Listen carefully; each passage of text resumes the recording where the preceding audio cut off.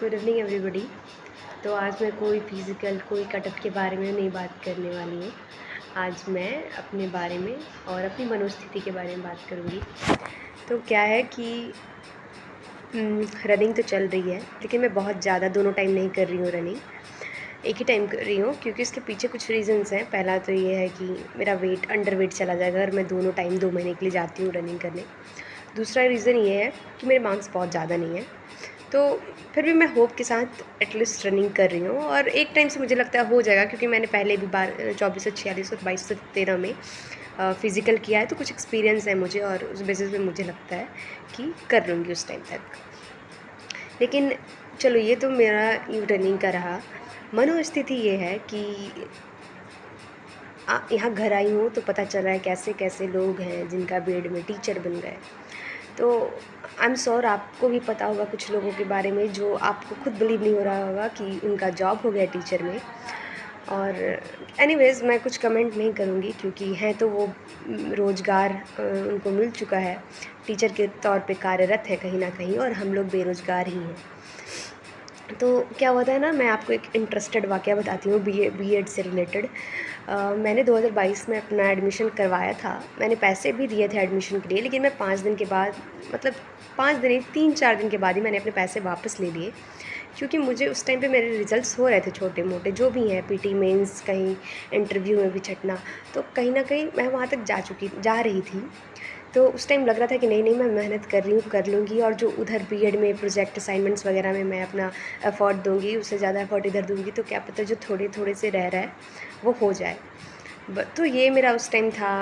तो मैंने बीएड नहीं किया, लेकिन आज बहुत रिग्रेट हो रहा है। अब सोच रही हूँ कि इस सेशन में अपना एडमिशन ले लूँ बीएड में, क्योंकि ठीक है, ज़रूरी है कि आप अपने ड्रीम के प्रति बहुत ज़्यादा लक्ष्यवान्वित रहो, उसको सोचो, लेकिन एक अदर ऑप्शंस भी होना चाहिए, क्योंकि कई बार क्या होता है कि आपका सालों निकल जाता है और आप उस ड्रीम के पीछे भाग रहे होते हैं और वो अंततः मिलता भी नहीं है फिर, और दूसरा ऑप्शंस भी आप खोल के नहीं रखते हैं।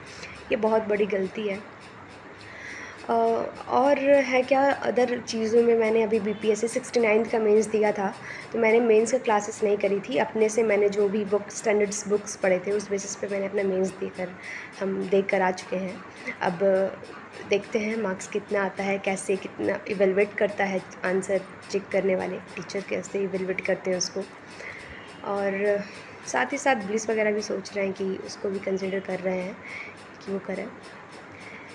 लेकिन ठीक है, ये टाइम जो हम लोग का है, इतने मेहनत करने के बाद कुछ नहीं होना, बहुत ज़्यादा इनसिक्योरिटी होता है, डिसअपॉइंटमेंट होती है, कभी कभी तो इमोशनल ब्रेकडाउन हो जाता है। बट अगेन क्या है ना कि ये समय है, जिसका जब आ गया उसका तब बल्ले बल्ले है। तो इस दौरान मैंने ये सीखा ना कि आप किसी भी प्रॉब्लम में हो, कोई भी बड़ी से बड़ी प्रॉब्लम है, आपको ना पैसे की ज़रूरत नहीं है।